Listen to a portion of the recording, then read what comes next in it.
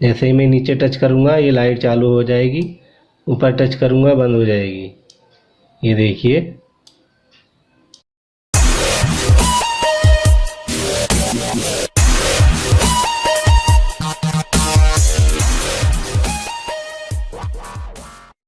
Hello friend, technical इंतजार channel में आप सभी का बहुत बहुत स्वागत है। दोस्तों एक ये मैंने मॉड्यूलर टच स्विच बनाया है जो बोर्ड में अपने हैं, आपने देखे होंगे।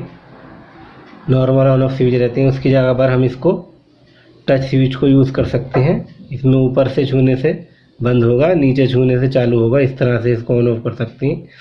अपना जो नॉर्मल स्विच है उसको निकाल कर इसको लगा सकते हैं उसकी जगह पर, और अपना बोर्ड जो है टच के ज़रिए ही ऑन ऑफ होगा। तो इसको बनाने के लिए हमको कुछ सामान की ज़रूरत पड़ती है। जैसे ये देख सकते हैं, दो इसमें TTP223 टच सेंसर लगाए हुए हैं, और एक ये रिले 5 वोल्ट का लगाया हुआ है, और दो इसमें ऑप्टो कपलर IC PC 817 लगाई गई हैं, और एक 547 ट्रांजिस्टर लगाया हुआ है जो NPN होता है, और ये बाकी रजिस्टेंस और डायोड वगैरह लगे हुए हैं। तो इसको बहुत ही छोटा सर्किट मैंने बनाया है, देख सकते हैं आप।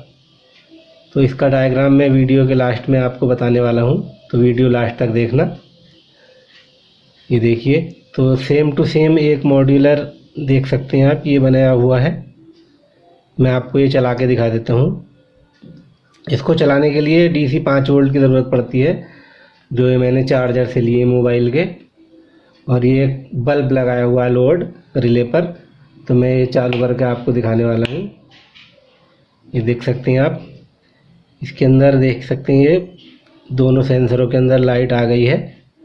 अब मैं आपको ये टच करके बताने वाला हूँ। देख सकते हैं, जैसे ही मैं नीचे टच करूँगा ये लाइट चालू हो जाएगी, ऊपर टच करूँगा बंद हो जाएगी।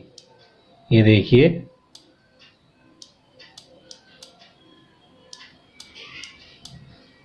ये बिल्कुल 100% परफेक्ट काम कर रहा है।